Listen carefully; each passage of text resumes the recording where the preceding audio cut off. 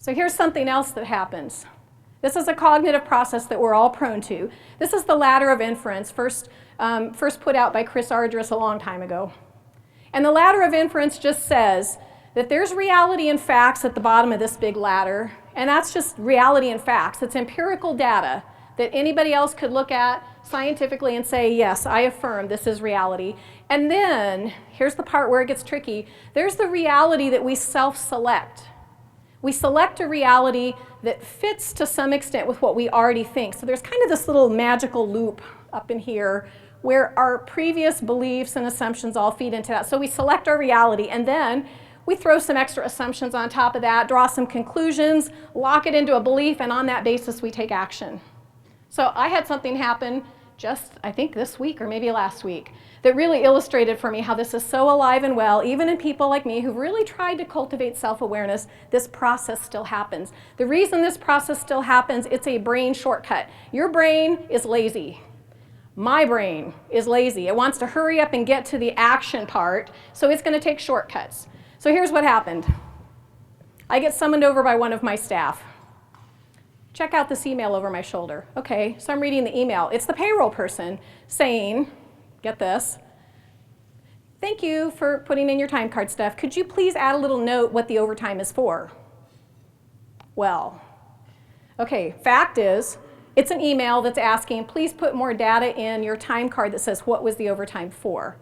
My selected reality was, though, it's the first time anyone in my work environment has been asked to justify what the overtime was for. So let me tell you how I climbed right up the top of this ladder of inference and pretty much jumped off.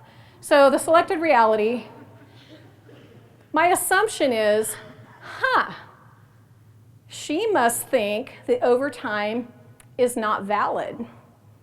And she didn't come to me first with that question, she went straight to my staff, so apparently she doesn't think my authority to approve the time card is sufficient. So I've got some assumptions I've made.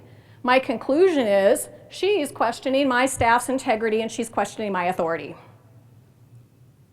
I don't know how that locked into a belief, but it basically, my belief was, I'm being challenged here.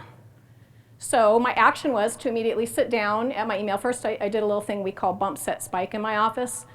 I have my staff send me an email, and then I can forward it on with a little extra comment. Anybody else play that game, bump, set, spike? Yeah, it's pretty effective as long as people don't know you're doing it. So we did a little bump, set, spike, and I have this email, and I'm about to respond and forward it on, and I caught myself right here before I hit send. Here's the aware part. I called my staff over, and I said, hey, psst, can you give me a B check over my shoulder? Anybody know what a B check is on an email? My staff know what that is.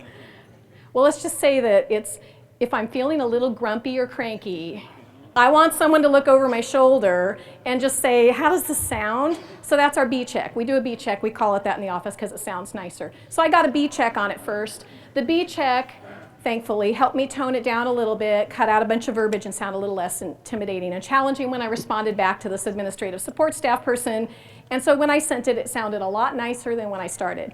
That was an interrupted jumping off, and it was effective. It got it done. That's the ladder of inference, though. I went right up that. I can tell you this happened in a flash. And I also noticed, the other thing that I noticed, and the reason I decided to get a B check, is I noticed something about myself. I had gone into a state of what is called amygdala hijack.